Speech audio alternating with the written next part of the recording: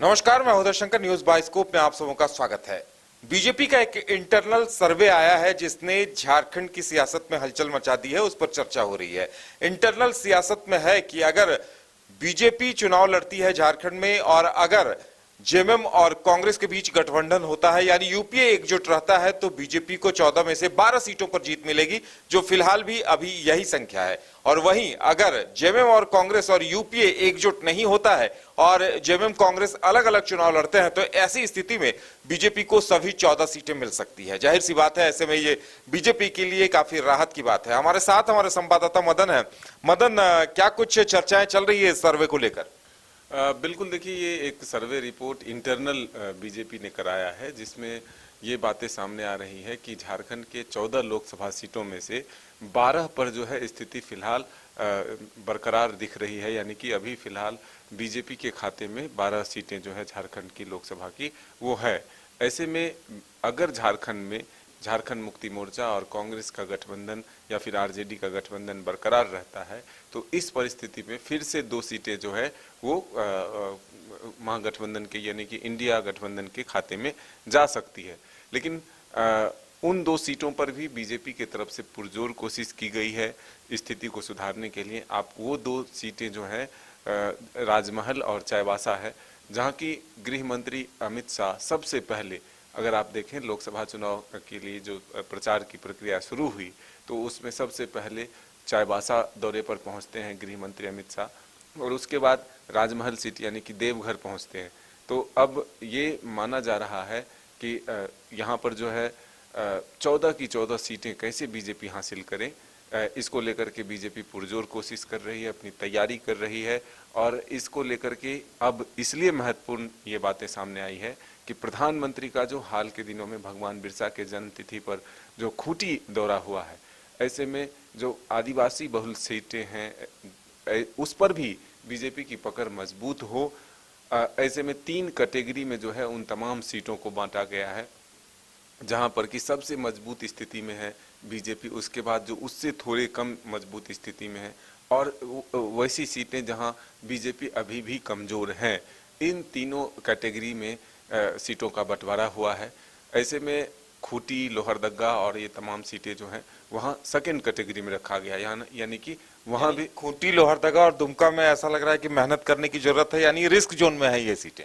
Risk zone में नहीं, मतलब कन्फर्म जो है वो फिलहाल नहीं माना जा रहा है, लेकिन स्थिति बेहतर है और गठबंधन अगर नहीं होती है तो फिर आसानी से इन सीटों पर जो है बीजेपी की जीत पक्की मानी जा रही है।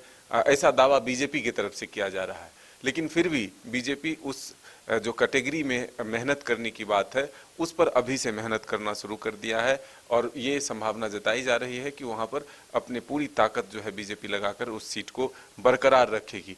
फिलहाल बीजेपी अब नई स्ट्रेटजी के साथ इन 2 सीटों पर भी काम कर रही है जो फिलहाल बीजेपी के झोली में फिलहाल नहीं है। अब देखना होगा कि झारखंड में जो महागठबंधन की कवायद है, जो इंडिया गठबंधन की कवायद है, जो फिलहाल वर्तमान में सत्ता में है, वो बरकरार लोकसभा चुनाव में रह पाता है या नहीं।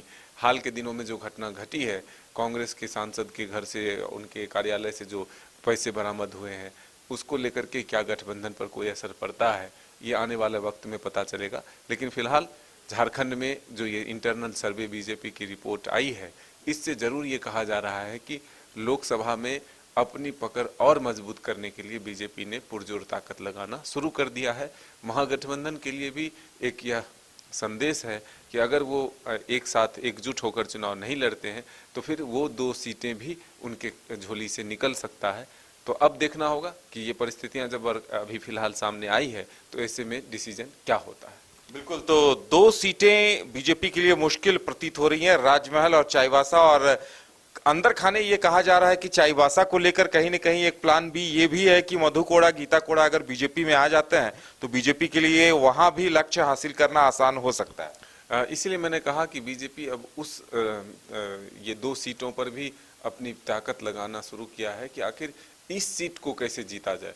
और ये जब अमित शाह चाईबासा के दौरे पर आए थे तो उन्होंने कहा था कि ये जिम्मेदारी हम अर्जुन मुंडा जी पर छोड़कर जाते हैं कि इस सीट को किस तरह से जीता जा सकता है। इसके बाद आप देखें कि हाल के दिनों में लगातार ये खबरें सामने आई कि गीता कोरा, मधु कोरा जो है वो बीजेपी में घर वापसी कर सकते हैं।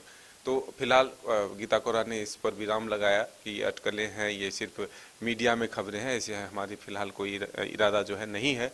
तो ये राजनीति में कुछ भी संभव है, और जब चुनाव नज़दीक आते हैं तो नेताओं का एक दल से दूसरे दल में जाना ये आसान सी और साधारण सी बात होती है। तो फिलहाल चुनाव जैसे जैसे नज़दीक आएंगे, नेताओं का घर बदलना भी प्रक्रिया शुरू होता है।